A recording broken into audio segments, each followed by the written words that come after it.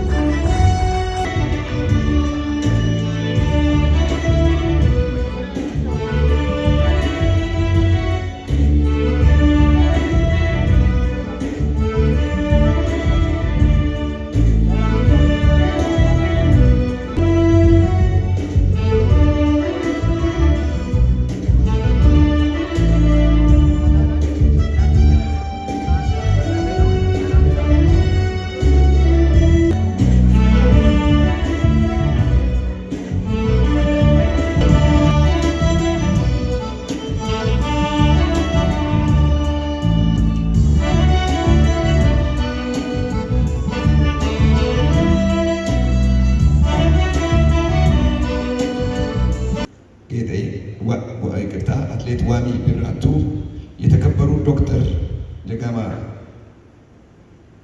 ዋሚ ቢራቱ፣ የዚህ ፕሮግራም ዋና አስተባባሪ፣ የተከበራችሁ የቤተሰቡ አባላት፣ የተከበራችሁ ጓደኞች፣ ወዳጅ ዘመዶች፣ የተከበራችሁ አንጋፋና ወጣት አትሌቶች፣ የተከበራችሁ የአትሌቲክስ ስፖርት አፍቃሪዎች፣ የተከበራችሁ የስፖርት ቤተሰቦች፣ የተከበራችሁ የመገናኛ ብዙሃን ባልደረቦች፣ የተከበራችሁ ጥሪ የተደረገላችሁ እንግዶች፣ ክቡራትና ክቡራን፣ ዛሬ እዚህ የተሰባሰብነው የአንድ ሰውን ታሪክ የአንድ ጀግናን ዝናና ገድል ለመዘከር ብቻ አይደለም።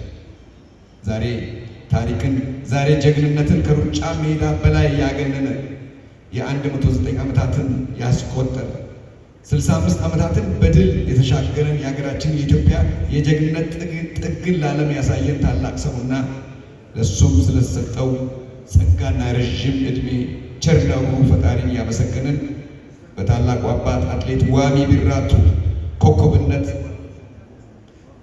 በበራው ብርሃን ሀገራችን በአትሌቲክሱ ዘርፍ ያገኘችውን ክብር መነሻ ቀን ለመዘከርና ለማክበር ጭምር በመሆኑ የኢትዮጵያ የአትሌቲክስ ታሪክ ጅምር ቀን የምናከብርበት ቀን ስለሆነ ሁላችሁንም እንኳን ያደረሳችሁ ለማለት እንወዳለን። አባታችን የጀግናው አትሌት ዋሚ ቢራቱ ልክ የዛሬ 65 ዓመት ነበረ ጁን 25 በዚህች ዕለት በጃፓን ኦሳካ ከሯጭነት ወደሚነበብ መጽሐፍና የጽናት ተምሳሌነት የቀየረውን ገድል የጀመረውና በድጋሚ ከ65 ዓመትም በኋላ ዛሬም ልንገልጥ ልናነብ የምንችለው አባታችንን በመካከላችን አድርገን ይህንን ዝክር ይህንን ታላቅ የምስጋና ልዩ ፕሮግራም አካሄድ በመቻላችን በድጋሚ እንኳን ደስ ያላችሁ እንኳን ደስ ያለን ለማለት ነው። Your Excellency ጸጋዬ ማሞ, State Minister of Culture and Sports for the Federal Democratic Republic of Ethiopia and our guest of honor, Your Excellency Natsu Shantro, Deputy Ambassador of Japan to Ethiopia, and our special guest, above all, our veteran athlete Wami Birratu, honorable dignitaries, distinguished guests, ladies and gentlemen. Good evening to all of you. Tonight is not just an event. Tonight is celebration of history, courage, determination, and the extraordinary spirit of a man whose footsteps have traveled far beyond the track. We gather to honor a true legend, a veteran athlete who at the remarkable age of 109 years old continues to inspire the world with his trainings, his passion, and his unforgettable story. Let us begin this special evening by giving him a big honor of applause which he deserves. Please let's give a big round of applause. 65 years ago, in the heart of Japan, he wrote his name into history, running barefoot, carrying not only his own dreams, but the hopes of generation. He showed the world that greatness does not come from comfort, it comes from sacrifice, discipline, and an unbreakable belief in oneself. His victory was not only a sporting achievement, it was a message to humanity that human spirit has no limits. For that courage, for that determination, let us applaud this remarkable champion one more time, please. His journey became a shining example for athletes across the world. His success inspired nations, influenced generations, and became a symbol of excellence, like a bright star lightening the way for others. He showed that true championships are not created on the day they win. They are created every day through commitment, hard work, and the love of the craft. Ladies and gentlemen, please once again join me in celebrating this extraordinary legacy with another powerful round of applause, please. At 109 years of old, he remains a living history book, a symbol of resilience, a reminder that passion keeps the heart young, and that the greatest victories are not measured only by medals, but by the lives we touch and the inspiration we leave behind. His words, anything that can detach me from sports is dead, reveals the deep connection between his life and his purpose. Sport was not simply what he did, the sport was simply who he was. Let us honor this incredible philosophy with our applause once again, ladies and gentlemen. እሳቸው ፍልስፍና ናቸው። እሳቸው እኔን ከስፖርት የሚለየኝ ሞት ብቻ ነው ያሉ ጀግና ናቸው። አጨብጭቡላቸው። 109 ዓመትን በጽናት መጓዝ እውነትን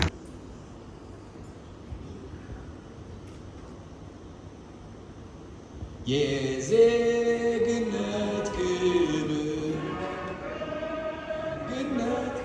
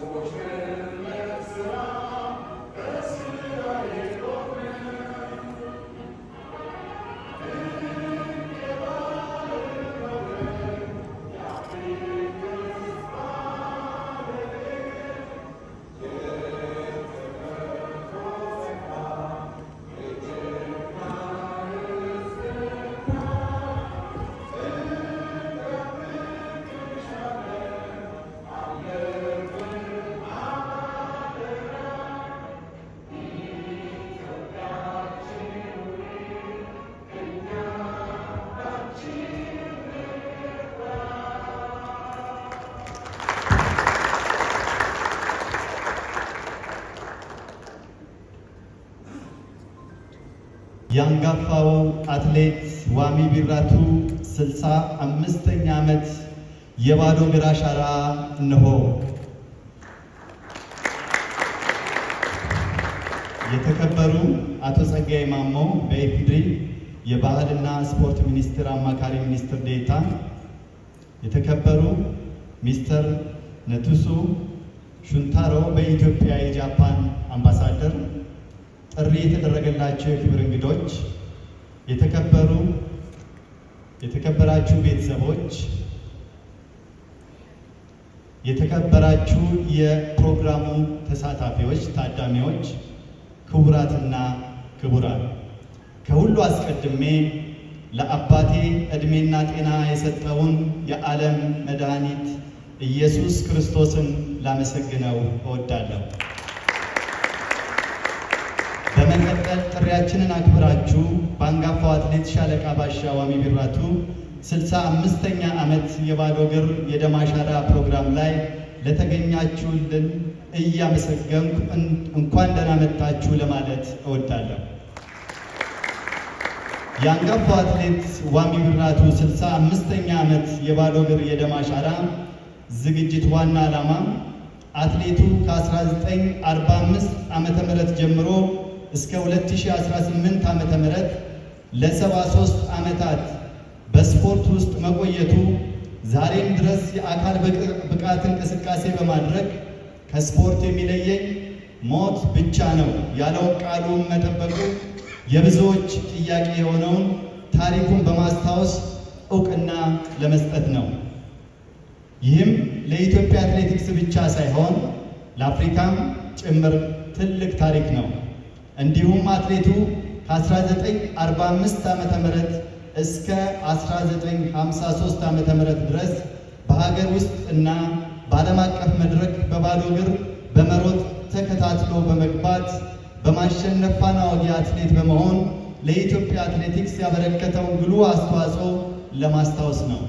በተለይ የዛሬ 65 ዓመት ሰኔ 18 በዛሬው ዕለት ማለት ነው 1953 ዓመተ ምህረት በዓለም አቀፍ ውድድር በሀገረ ጃፓን በባዶ እግሮቹ በመሮጥ በወቅቱ የነበረው ከፍተኛ ሙቀት ሳይበግረው በእግሮቹ የደም አሻራ በጃፓን አስፋልት ላይ ያተመውን በደም የተጻፈ ታሪኩን ለማስታወስ ነው። በውድድሩም የምንጊዜም የማራቶን ጀግኖቻችን አትሌት አበበ ቢቂላና ዋሚ ቢራቱ አንደኛና ሁለተኛ በመሆን አሸንፈው የኢትዮጵያን ሰንደቅ ዓላማ በዓለም አቀፍ መድረክ ከፍ ብሎ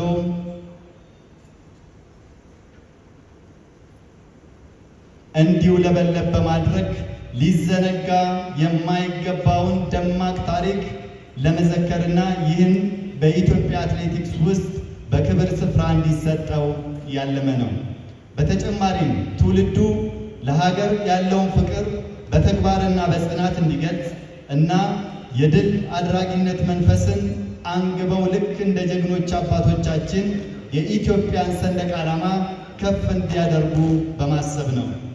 ለመላው የኢትዮጵያ ሕዝብ ለአባቴ ላሳያችሁት ፍቅርና አክብሮት ላመሰግናችሁ እወዳለሁ። ስፖንሰር አድራጊዎችን በሙሉ ላመሰግናችሁ እወዳለሁ። ለመላው የስፖርት ቤተሰብ እንዲሁም መላው ቤተሰቦችንና አዘጋጅ ኮሚቴውን ላቅ ያለ ምስጋናዬን አቀርባለሁ። በመጨረሻም ለውድ ሀገራችን ኢትዮጵያ ሁላችን በሀገር ውስጥም ሆነ ከሀገር ውጭ ያለን እጆቻችንን ለእውነተኛ ፍቅር፣ ሰላምና አንድነት እንድናነሳ በታላቅ አክብሮት እጠይቃለሁ። እግዚአብሔር አምላካችን ሀገራችን ኢትዮጵያን በእውነተኛ ፍቅር፣ ሰላምና አንድነት ይባርክ በማለት መልእክቴን አስተላልፋለሁ። አመሰግናለሁ።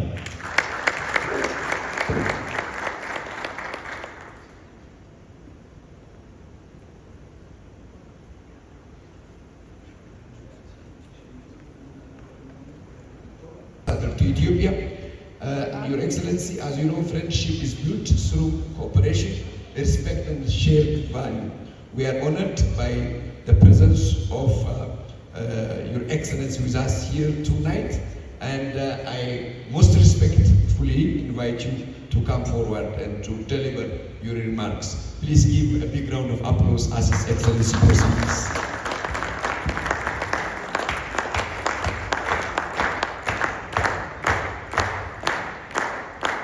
Thank you, sir.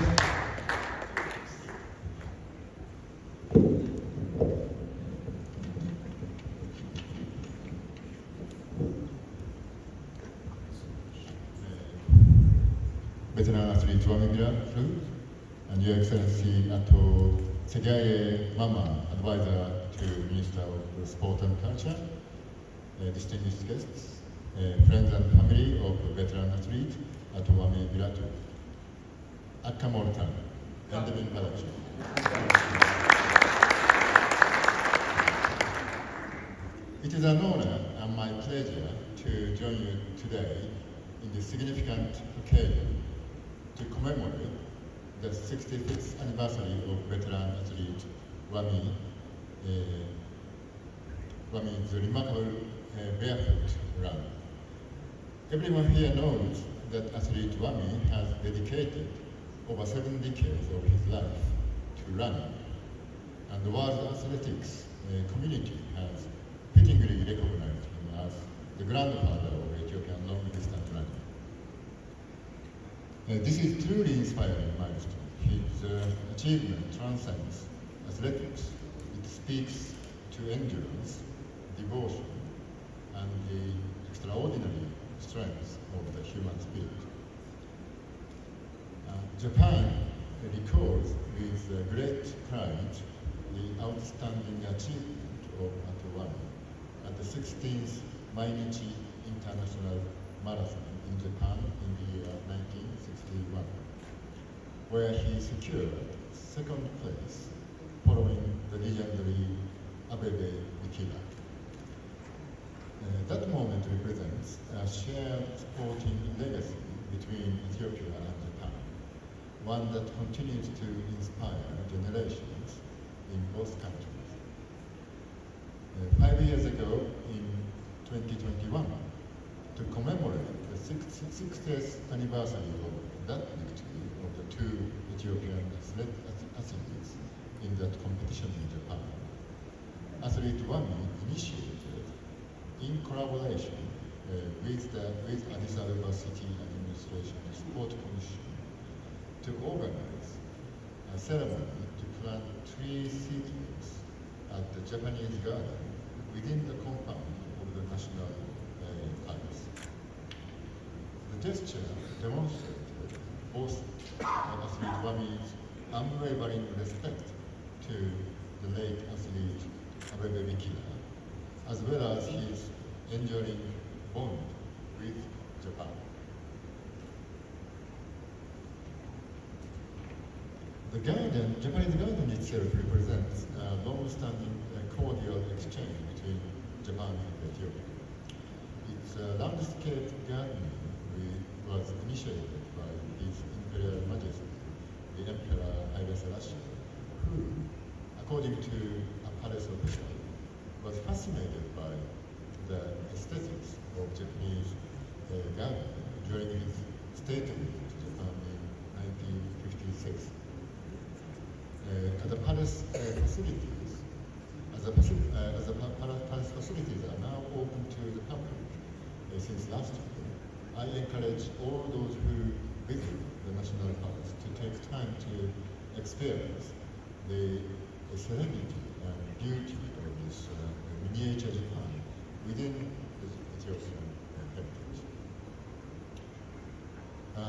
More recent opportunity for us to share time with veteran athlete Wami was just last November. Athlete Wami honored us with his presence at the annual Japan Culture Day. This is a multi-dimensional event to introduce various aspects of Japanese culture to the people of Ethiopia. By engaging with this festive event, athlete Wami demonstrated his keen interest in maintaining his close ties and friendship with the people of Japan. Excellencies, ladies and gentlemen, last year I had a chance to meet an executive of a Japanese manufacturer specialized in running shoes for athletes. The founder of that company, too, was inspired by Ethiopian barefoot runners, and now company representatives visit Ethiopia periodically and contribute to training of long-distance runners who might put on the company's products. 65 years ago, athlete Wami had to remove his wounded skin from his feet after the pavement in Japan blistered his soles. His removed skin, however, apparently became seeds of cooperation that passed down to today's generation in a mutually beneficial format. I conclude my remarks by expressing my gratitude to veteran athlete Wami for giving inspiration and being a catalyst for the exchanges that still connect our two peoples.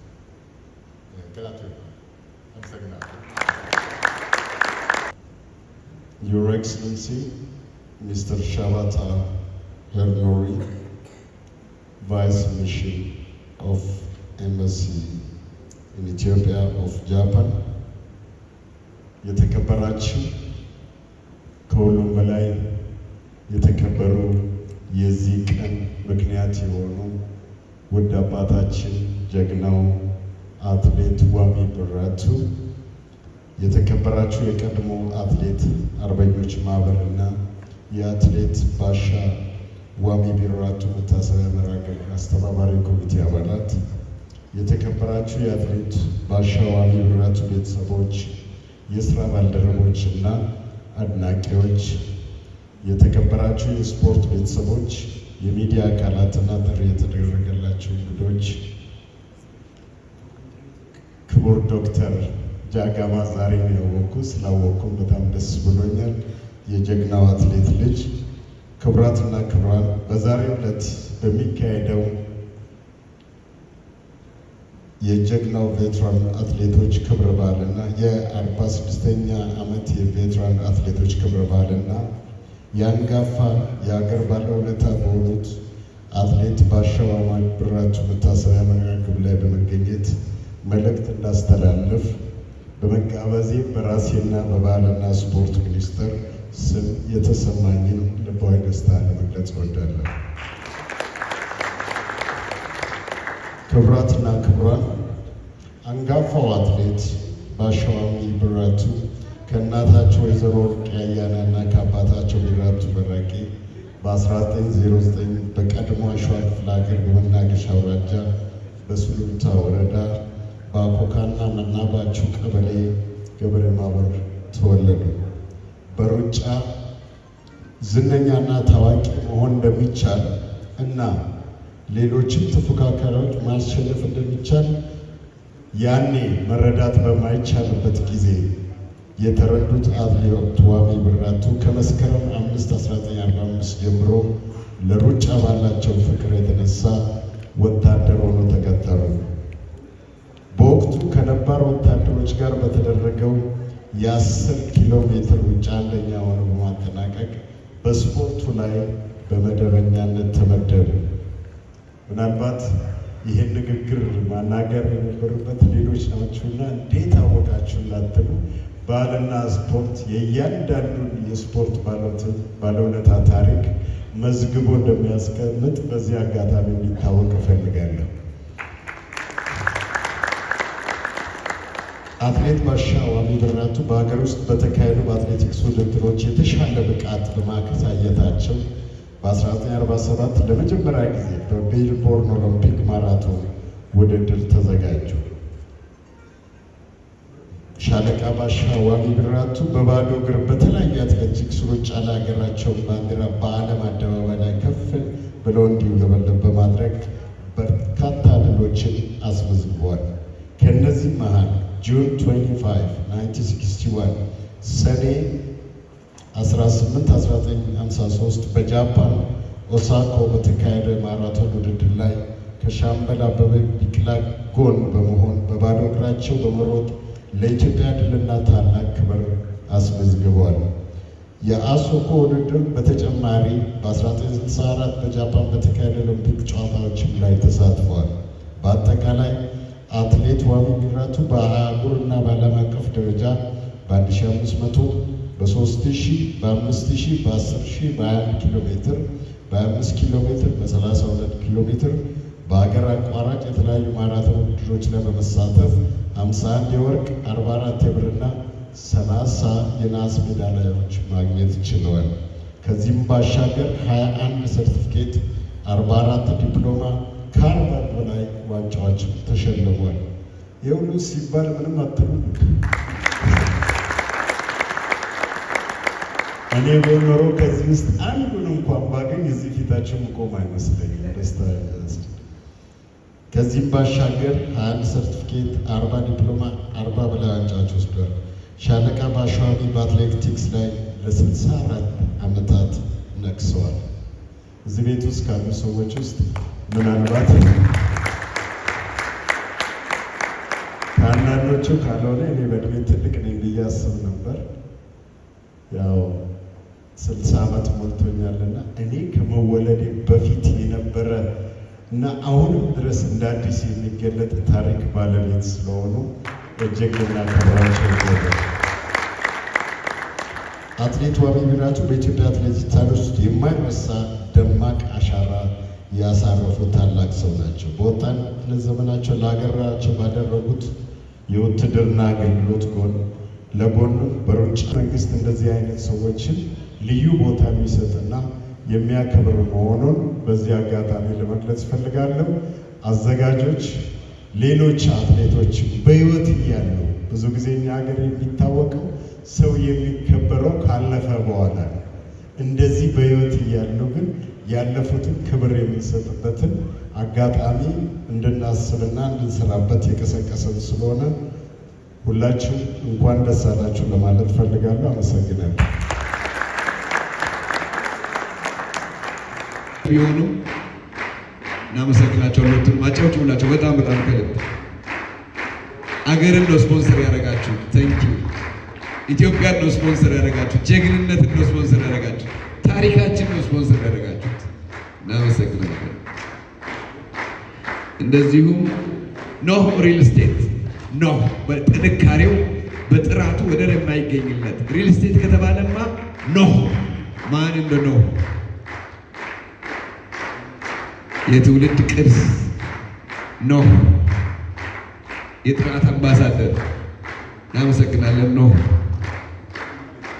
ሀገራችንን ቤታችንን ስፖንሰር ያደረጋችሁት ኖህ ሪል ስቴት፣ የኢትዮጵያ ብሮድካስቲንግ ኮርፖሬሽን፣ ታሪካዊው የኢትዮጵያ ብሮድካስቲንግ ኮርፖሬሽን እናመሰግናለን። እንደዚሁም አዲስ ሚዲያ ኔትወርክ እና በመቀጠል ሀገሬ ቲቪ የዓለም ዋንጫን እያስኮመከሙ ያሉ ናቸው። ሀገሬ ቲቪ አሉ። ሀገሬ ቲቪ አዲስ ሚዲያ ኔትወርክ፣ አዲስ ሚዲያ በጣም እናመሰግናለን።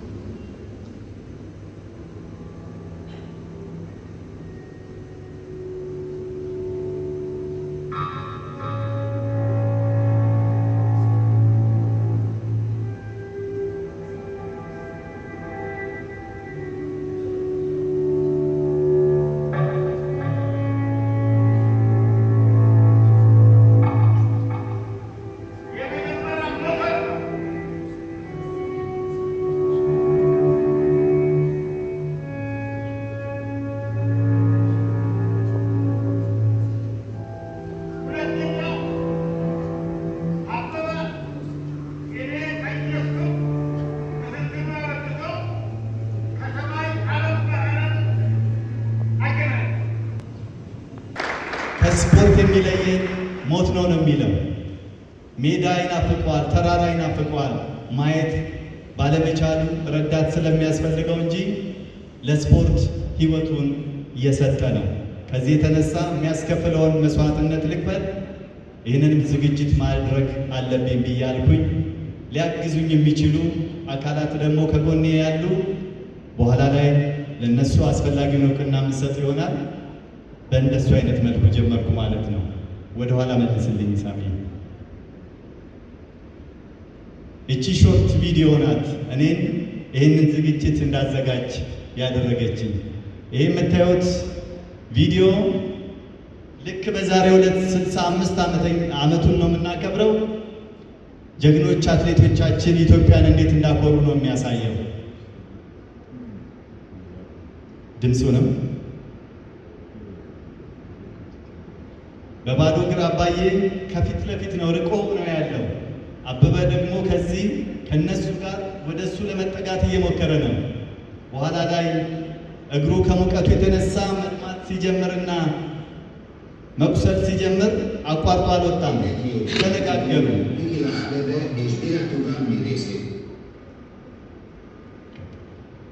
Önökkel érdekességeként etiópiai futó Bikila Abebe és Biratu Gambi részvétele volt. Az olimpiai bajnok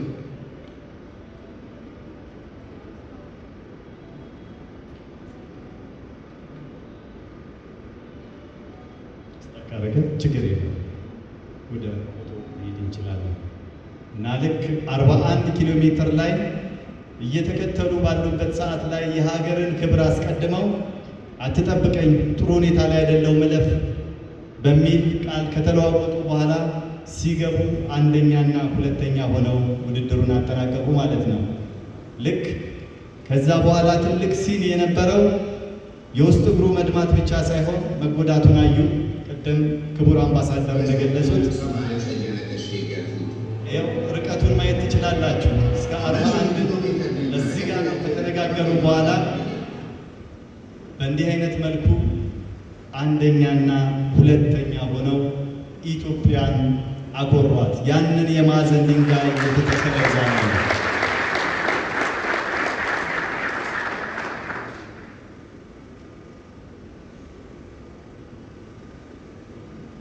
ከ1945 እስከ 1952 ዓመተ ምህረት ሮም ኦሎምፒክ ድረስ ያለው ታሪክ ይኸው በባዶ ነበር ይሮጡ የነበረው።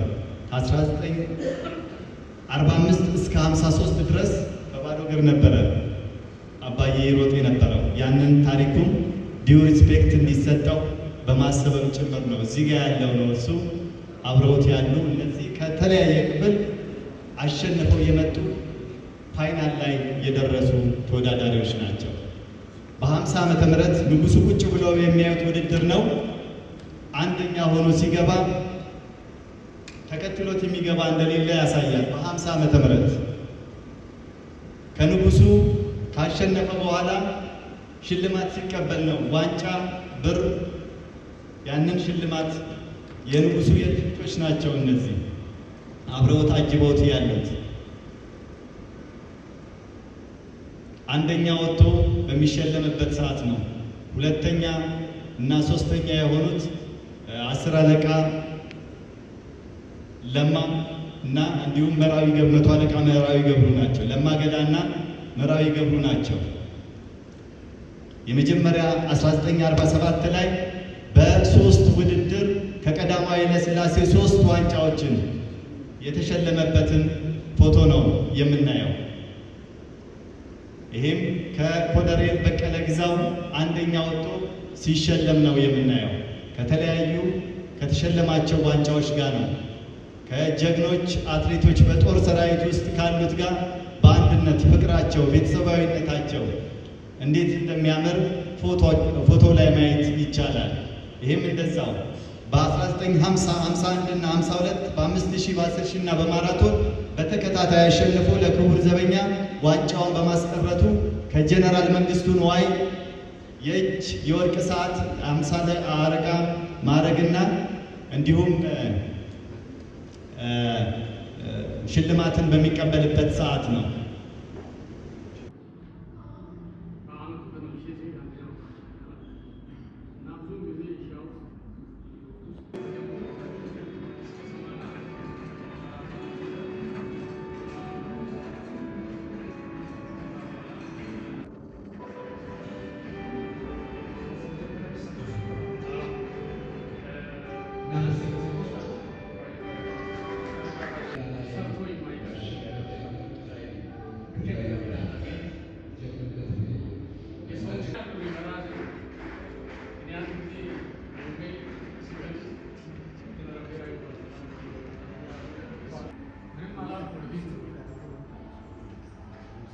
Daqui eu vou botar um santo em água.